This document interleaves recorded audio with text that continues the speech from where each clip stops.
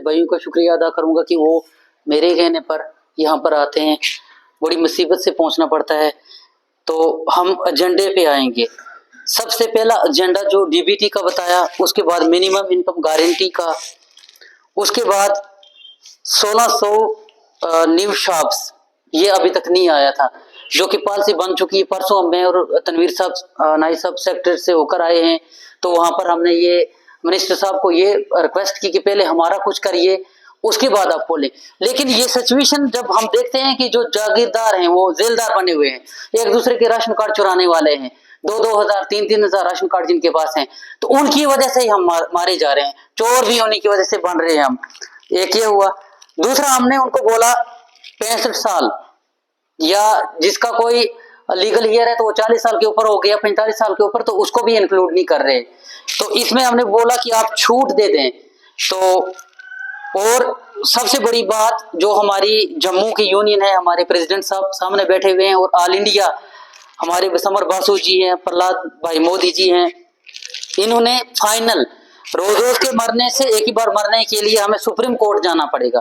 DBD में आपने बोला खाली राशन, तो आप जाकर हरियाणा में देख सकते हैं, पंजाब में देख सकते हैं, लोगों ने रेडियां ताला लगाकर तो रेडियो पर हैं आप, या कोई किसान बन गया है डीलर।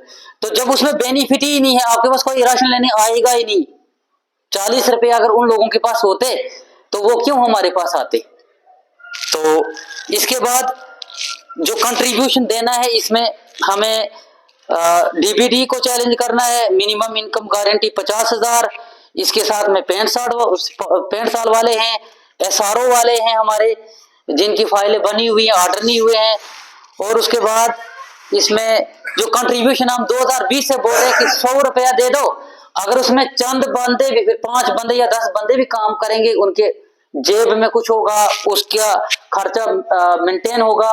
हमें जम्मू को भी चलाना है, जम्मू से दिल्ली को भी चलाना है। जब दिल्ली में हमारे लोग होंगे तभी जाकर हम जिंदा रहेंगे। अगर उधर कोई बोलने वाला नहीं होगा, सेंट्रल सेक्रेटरीट में हमें तो एक दिन में खत्म कर लेंगे।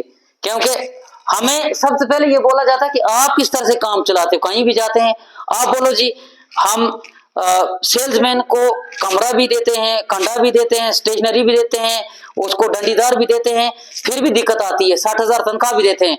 आप लोग कैसे चलाते हो? आपको बोरी का भी भरना पड़ता है, आपको स्टेशनरी का भी, आपको कंडे का भी भरना पड़ता है, बिजली का भी भरना पड़ता है, किराया भी भरना पड़ता है, अपना खर्चा भी करना पड़ता है। किस तरह से करते हो आप? तो यहाँ हम झूठे साबित हो जाते हैं। हमें साथ की जरूरत चाहिए। आपके सामने प्रेसिडेंट साहब बताएंगे, आप गौर से सुनना। अगर आपको जरूरत है तो हम इस काम को आगे चालू रखेंगे, नहीं है जरूरत तो हमें कोई जरूरत नहीं कि हम आपको भी तकलीफ दें और अपना भी बेड़ा गर्क करेंगे। इसमें जो इलेक्शन में हमने इलेक्शन को चैलेंज करना, उसके लिए भी बात होगी। जो भी मसला होगा तो वो एक ही उसमें कर लेंगे हम। हमें कितना आगे खर्चा लगना है और कैसे करना है, सिस्टम को हमने ठीक करना है तहसीलों में जाकर।